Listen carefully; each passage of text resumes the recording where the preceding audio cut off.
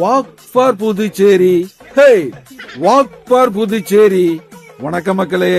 இந்த பிஜேபி காரங்க மூக்குல விரல வைக்கிற அளவுக்கு நேத்து வாக் ஃபார் புதுச்சேரி ரொம்ப சிறப்பா நடந்து முடிஞ்சிருச்சியா.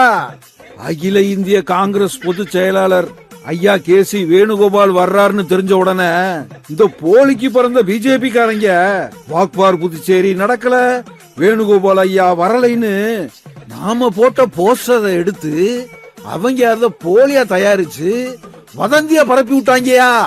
ஆனாலும் புதுச்சேரி மக்கள் ரொம்ப புத்திசாலியா, எல்லாத்தையும் தெரிஞ்சு நல்லா புரிஞ்சுக்கிட்டாங்க. அதனாலதான் வெற்றிகரமா வாக் ஃபார் புதுச்சேரியை நடத்தி கொடுத்துட்டாங்க.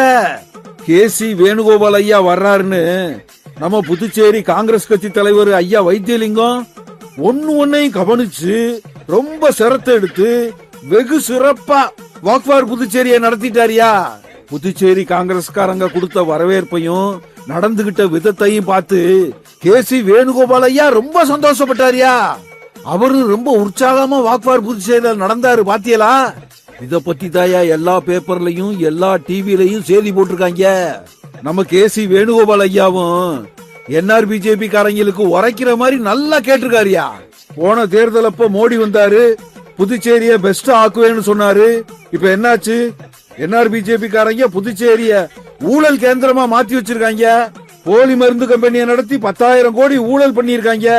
மாநில அந்தஸ்து வரல, இளைஞர்களுக்கு வேலை வாய்ப்பு இல்ல. இதெல்லாம் முதல்வர் ரங்கசாமி எங்க கவனிக்க நேரம் இருக்கு? அவருக்கு பிஜேபி காரங்களுக்கு கூல கும்பிடு போடத்தான் நேரம் இருக்கு அப்படின்னு நம்ம கேசி வேணுகோபால் ஐயா நல்லா கேட்டு விட்டு போயிட்டாரியா. காங்கிரஸ் காரங்க முகத்துல எல்லாம் இப்பவே வெற்றிக்கான ஒளிவட்டம் தெரிய ஆரம்பிச்சிருச்சியா. நாம தான் அடுத்து ஆட்சியை பிடிக்க போறோம்னு தாத்தாவுக்கு 100% நம்பிக்கை வந்துருச்சியா.